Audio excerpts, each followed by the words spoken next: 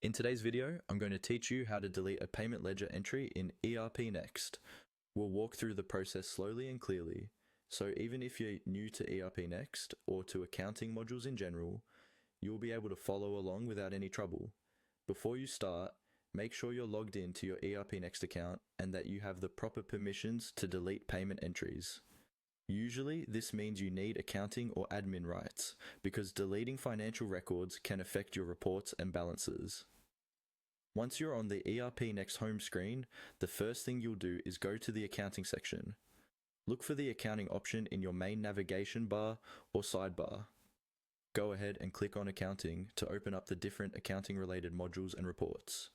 This is where ERPNext groups everything related to your financial transactions, like invoices, payments, and ledgers. Inside the accounting area, you'll need to locate the payment entry list. Find and click on payment entry. This will take you to a page that shows all of the existing payment entries in your system. Think of this as your main list of recorded payments, whether they're customer payments, supplier payments, or other types of financial movements. From this list, identify the specific payment entry you want to delete.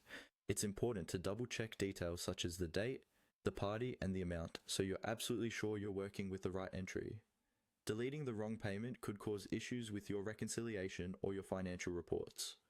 Once you've found the correct entry, look for the three dots menu associated with that record.